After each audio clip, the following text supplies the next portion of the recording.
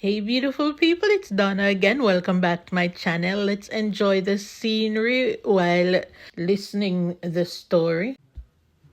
He didn't forget to lock the safe. He left it open on purpose. It was a trap, a final test for the only person who had managed to walk into his life without being crushed by suspicion. Julian Carter hadn't always been this silent, this cold. There was a time when his name held weight in elite business circles, carved into plaques, spoken in boardrooms, printed in Forbes headlines. He was the voice behind a shipping empire that once rivaled the giants. That voice, powerful and commanding, had now been buried beneath layers of pain, betrayal, and bitter lessons. Now, at only 40, silence was the only companion Julian trusted. Silence didn't cheat. Silence didn't beg. And above all, silence didn't lie. He lived inside a grand estate on the outskirts of Savannah, Georgia. A towering red brick mansion with marble floors, iron gates, and enough rooms to lose yourself in. 26 rooms, 16 hidden cameras, and 3 emergency alarms scattered through the walls. But no footsteps echoed except his own. Locals whispered stories. They called him paranoid, eccentric, dangerous. He had fired his gardener for asking too many questions. No one knew why. They didn't know his son had tried to have him declared mentally unfit, just to steal control of the family trust. They hadn't seen the empty bank account left behind by his daughter, the same girl who used to cling to him during thunderstorms. They hadn't read the forged treatment bills from his personal doctor, the man he once trusted like a brother. Julian had learned the hard way. People don't just lie. They wait, they watch, they scheme, all while smiling to your face. And once, when life was still warm, there was Grace, his wife, the only person who ever made this cold mansion feel like home. She loved wildflowers in the foyer. She filled the air with the smell of cinnamon bread. But cancer stole her slowly, and with her went the last bit of color in Julian's life. Since then, the house became a tomb. He never repainted, never moved her things, except the library. That room, her favorite, he kept spotless, untouched, sacred. Because even if he had stopped believing in people, he never stopped loving her. Julian's days followed a strict routine. Coffee at 6, oatmeal by 6:30, a short email check, followed by long hours of isolation. Staring at silent surveillance screens and inspecting every delivered apple like it contained poison. The man who once oversaw global trade routes now lived as a prisoner in a castle of paranoia. He hadn't spoken to another human in weeks, not willingly. His meals came from faceless delivery men.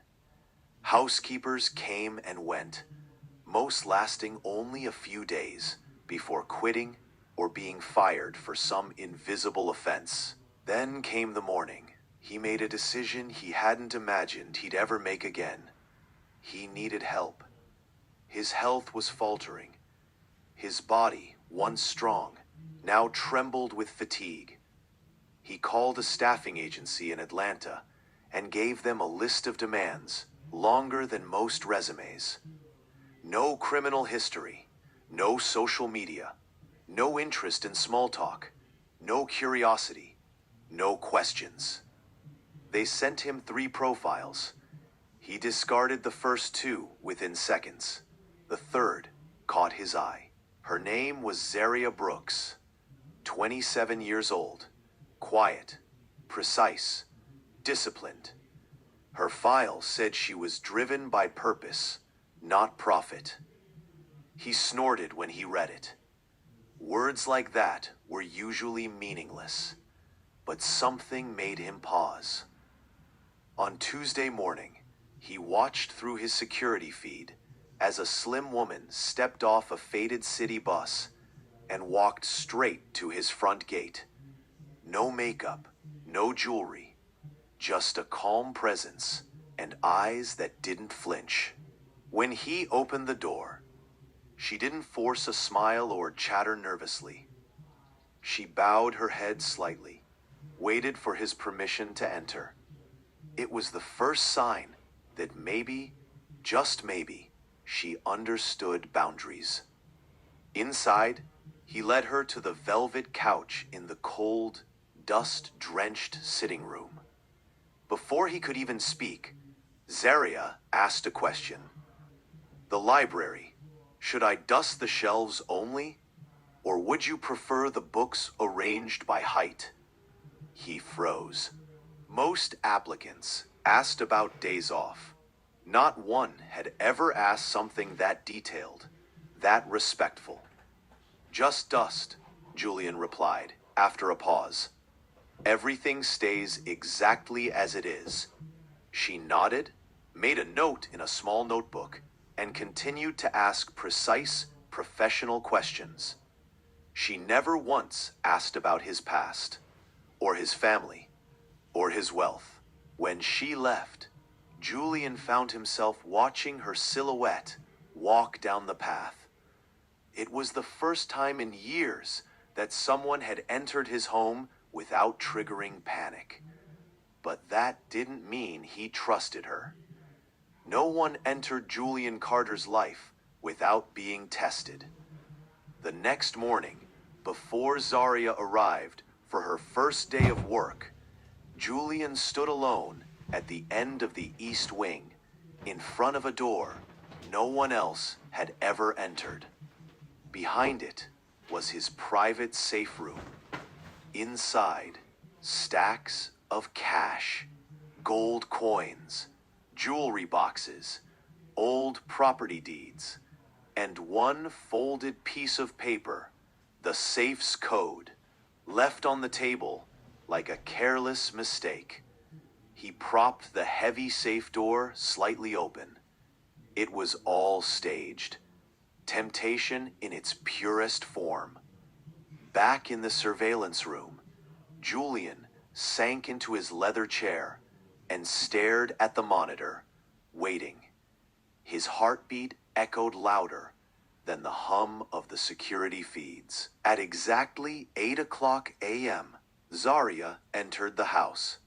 She went straight to work, dusting shelves, arranging pillows, scrubbing corners with quiet efficiency. For over an hour, she showed no signs of hesitation, not even a glance toward the valuables placed throughout the rooms. Then, the moment came. She walked down the East Wing. Julian leaned forward, watching the screen. She paused at the open door. She saw the money. She froze. Her hand trembled. He clenched his jaw. Certain she would step inside, but Zaria didn't move. Instead, she slowly pulled out her phone, backed into the hallway, and made a call. Julian read her lips. She was calling his secretary. She calmly reported the open safe and asked if she should lock it or wait for instructions. For the first time in years, Julian's eyes widened, not in fear, but surprise. Someone had just passed the test. Still, he didn't let his guard down. He reminded himself, people change under pressure. They pretend until the reward is big enough. Moments later, Zaria's phone buzzed again. A call from her mother. Her expression changed in an instant. Julian zoomed in on her face as her lips formed trembling words. Her mother's voice shook on the other end. The family grocery store, the only source of income, was going to be shut down unless they paid $38,000 by the end of the week. Zaria listened, silent tears in her eyes. She promised her mother she'd find a way. Then she hung up and stared back at the open safe. Zaria stood frozen in the hallway. The safe door remained ajar, silently daring her. A single step forward, one handful of cash, and her family's entire future could be saved. No one would notice a few bundles missing. Julian was a billionaire. She was just a housekeeper. Her heart thundered. The thought clawed at her mind. But then it stopped. Zaria closed her eyes and took a long, trembling breath. This wasn't her. Her parents had raised her on integrity, not survival at any cost. Slowly, she reached toward the small slip of paper on the table beside the safe. Then, instead of using the code to open it wider, she punched in a random sequence. The safe beeped. The door locked. Zaria folded the code slip, tucked it deep into her pocket, and collapsed into a nearby chair. And then she cried, not because she regretted the decision, but because it had taken everything in her to make it. In the surveillance room, Julian sat still, eyes wide, unmoving. He had seen people lie. He had seen people steal. But he had never seen someone lock temptation away with such pain and resolve. This woman, she didn't just pass the test. She shattered his entire belief about people. For 2 more hours, she didn't leave that hallway. She sat there, facing the locked safe like a guard, protecting something that wasn't hers. Julian watched every minute. He studied her posture, her calm, her tears, her resolve. For the first time in over a decade, he felt something stir in his chest. It wasn't just surprise. It wasn't just gratitude. It was trust. When the clock struck 6, Julian finally rose from the surveillance room. For the first time in years, his steps felt lighter. He descended the stairs slowly, intentionally, letting his footsteps echo so she'd hear him coming. Zaria stood as he entered the hallway, brushing away the traces of exhaustion on her face. But she couldn't hide the depth of what she'd just endured. Julian looked at her for a long, silent moment. "You're still here," he said softly. Zaria took a breath. "I noticed the safe was open. I called your secretary and stayed to make sure nothing happened." Julian nodded once. "I know." Her eyebrows furrowed. "You knew?" "I watched everything," he admitted. "There are cameras throughout the house. I saw how you handled it." A silence stretched between them. Zaria looked down, disappointed, maybe even betrayed. But when she looked up, her voice remained steady. "I understand. This is your home. You have the right to protect it." Julian stepped closer and reached into his jacket. He pulled out a sealed envelope and handed it to her. Inside, a $50,000 check. "This is yours," he said. "You owned it." Zaria looked at the check, then back at him, and gently pushed it back into his hands. "I can't accept this," she said. "Doing what's right isn't something that should be rewarded with money. I did what anyone should have done."